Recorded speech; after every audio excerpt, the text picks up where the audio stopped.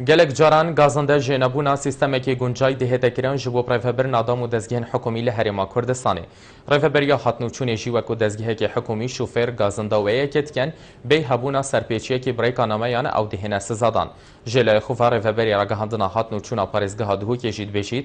ew şofêrê wê serpêçînameya sizadanê bû çît pêtiviya seradana rêveberiyê biket û dîsan amarên meha Ramezanê jî hatina ragihandin. پروسه جوان مجبونه هلنا دیارده شهرستانی کو هر یک خولکی کمتر اسمس دی به خدا نشدن ده های داری کردن کو کسی نه سرپیچه کردی و دی سانجک او پسوله دی بچت نو دوستیاوی دا الوی دماین که اف دیارده راستی تاراده کی کنترل هادو یکرم و کو بجن سهو خلطی شاشی چی ده بدن هر کسی که بدن اسمیسک بچو بدن سرپیچک واد بده تومار کردن او هایدر نمیه بس مرجع که هفته که در باس نبودم شین بین سردان و مره بریاتون شپارزگاه دو که داخواز داخو پیشکیش ره بریاتون شنبکن بشه لیکولین و لیگریان و دیسان بشه تایبتی یا صایمه ای تایبت بسزا کردن ترامپلا و دیسان گناه شوفری و گریدای چکی شوفر ما گناهی چه خلاتک نکرد بد پرسولک بخواد بتن هایداری اوج یان شاشی هایت میکانیزم سرداری کردن داد بیت او پلیس سر جاده او ترامپلا دیت بده شاشی رقم نویسانده بدن چون یک شوفر اگه لذاتی کرد بدل ترافیک بده یاشی و صفرا بده ایک یام پنج بده نه حساب بیرنگی چه بده راستی افصال ماه رمضان پیروز مخابنی و هشمار کازورا بویرن ترافیک اندل تازین هاتنه تومار کردن هفته و 4 ریدانت هاتنا چونه هاتنه انجام دان جوانا مخابنی و 8 کس بوینه قربانی گیان خوش دزاین و 6 و 8 کس جکب سختی و دجواری بریندار بوینه اگر دوان ریدان اوان پرانیان دمجی میرن دماهینگیش پیش بانگی مغرب پیدا بوینه ریکوبانش در وی باجری نبسنتر باجری و تایبت بشب درنگ شوفر هدی بینی هاجودن بلز دیکنیان پیش برگا خلال دیکن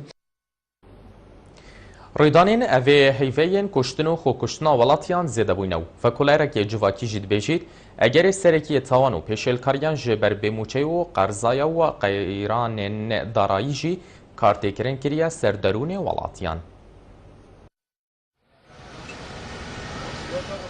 دوای دروستبوونی قەیرانی ئابووری و سیاسی لە هەرێمی کوردستان بەردەوام ژیان و گوزارانی خەڵک بەرەو خراپی دەڕوات و بژێوی ژیانیش قوڕس بووە ئەمەش کاریگەری هەبووە لەسەر دروستبوونی چەندین کێشە و ئەنجامدانی تاوان و پێشێلکاری ڕووداوەکانی ئەو مانگە و مانگی ڕابردوو بە جۆرێک تاوانی کوشتن زیادی کردووە وەکو هەواڵی ڕۆژانەی لێ هاتووە.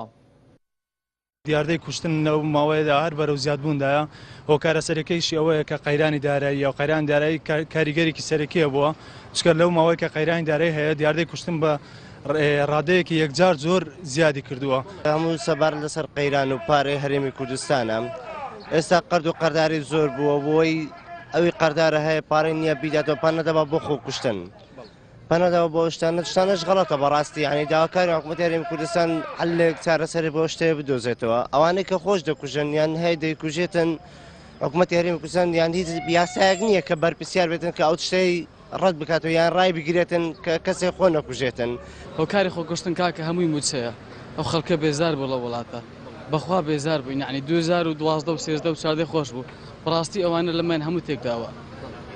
ژیانێکی زۆر خۆشمان بەڕێ کرد بەڵام لە ئێستاوە تێکچووە خەڵک هەموو ڕای کرد بۆ ئەوروپا خۆی کوشت سەرڕای هەمووی ئەوەی هەمووی تێتەوەسە قەیرانی خەڵک بێزار بکاکە هەمووی ئەوەیە